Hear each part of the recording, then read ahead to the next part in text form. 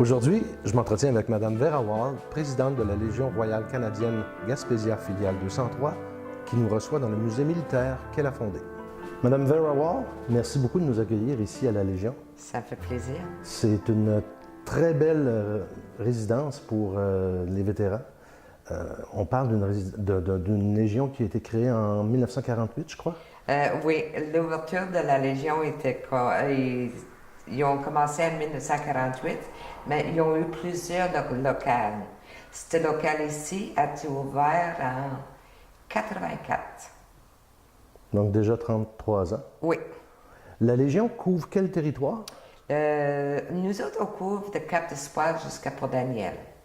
Et on recense combien de vétérans environ? On a à peu près une trentaine de vétérans qui sont membres ici, mais il y a beaucoup de vétérans qui ne sont pas membres. Qui ne sont pas membres? Oui. Est-ce qu'il y a eu des efforts de recrutement qui ont été faits pour les... Oui, on essaie, mais ça ne répond pas. Pour quelle raison, d'après vous? Aucune idée. Il y en a qui ne peuvent pas. L'isolement, peut-être? L'isolement, oui. Beaucoup d'isolement. Beaucoup de post-trauma. Puis la Deuxième Guerre, mais il n'en reste pas beaucoup. Nous autres, dans notre territoire, il en reste un. Il en reste un? Oui. Il y a 100 ans. De la guerre de Corée? La guerre de Corée, il ne nous en reste plus. Personne? Non. On avait à peu près une dizaine, puis il n'en reste personne. Et des autres missions en Bosnie, en Afghanistan, au Koweït? Oui, sur ça, on a à peu près, je dirais une cinquantaine, si pas plus. Je n'ai pas tous les noms, parce que des fois, j'ai envoyé des articles dans les journaux, mais ça ne répond pas. Si on fait, c'est du bouche à bouche que je sais c'est qui a fait. Mais depuis que j'ai fait le musée, j'ai eu plusieurs photos. Parlez-moi justement du musée que nous avons visité et qui est extraordinaire. C'est votre initiative? Oui, c'est mon initiative. Le musée ici, où ce qu'on est assis aujourd'hui, était en haut ici. OK? Mais on voulait changer le musée parce qu'il n'y avait pas assez de place. Ça fait que j'avais fait un comité de musée. Puis il y avait deux vétérans qui ont décidé que le musée serait mieux en bas. Ça fait qu'il n'y a pas eu de réplique sur ça. On a décidé, si vous voulez l'avoir en bas, ça va être mieux. Parce qu'ici, si vous voyez, les murs sont comme coupés, là. Mais en bas, mais c'était mieux, puis on avait plus d'espace. D'où est venue l'idée de créer le musée? Bien, le musée existait un petit peu ici. Il y avait juste les photos, OK? Mais j'ai fait faire avec tous les noms, toutes ceux que j'ai trouvés. On a travaillé à peu près 2 ans de trouver les noms de ceux qui sont morts. Puis même, je me demande si on a tout trouvé. Si le monde ne nous aide pas, on ne peut pas savoir. Vous avez quand même plusieurs photos, Oui. De tous les corps d'armée. De tous les corps d'armée, oui. Et de tous les conflits mondiaux auxquels l'armée canadienne a pris part? Oui.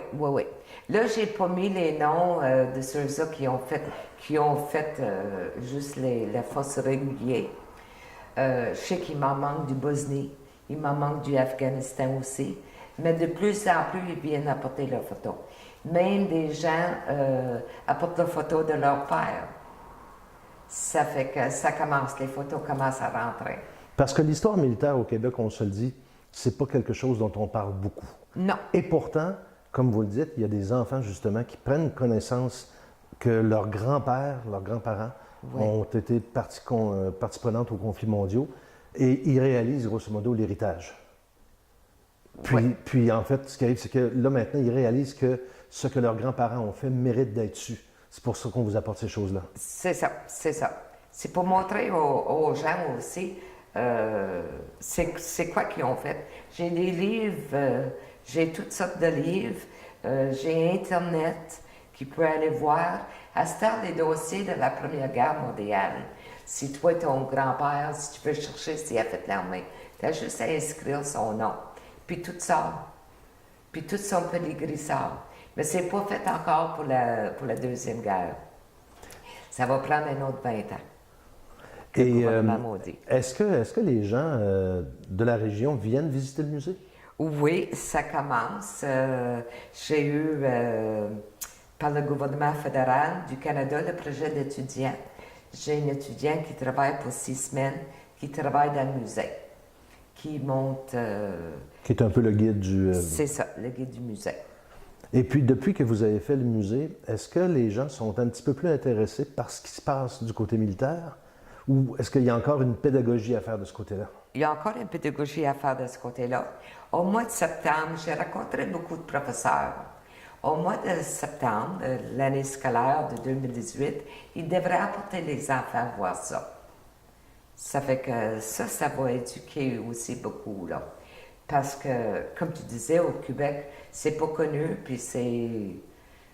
C'est encore tabou un peu, Ouais. tout le passé militaire. Oui, hein? c'est pas comme en Ontario. Ontario, un vétéran arrive, c'est le gros show, là. Mais ici, ils sont comme oubliés.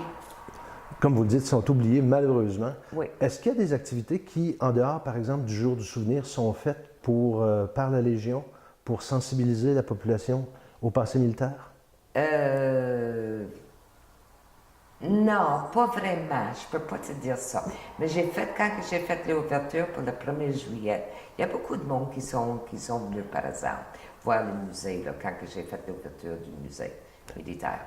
Et j'imagine qu'à la prochaine, le 11 novembre prochain, Tout le monde a adoré ça, hein? j'imagine. Oui. Ah oui. Puis il y en a même qui viennent aujourd'hui, ils pognent des frissons. C'est... Quand ils sortent des sites, ils sont changés. J'imagine de toute manière qu'une entrevue comme celle que vous m'accordez ce matin, qui va être diffusée sur le web, va certainement être consultée par plusieurs jeunes qui vont probablement venir visiter le musée. Madame Wall, merci beaucoup. Bienvenue. Merci.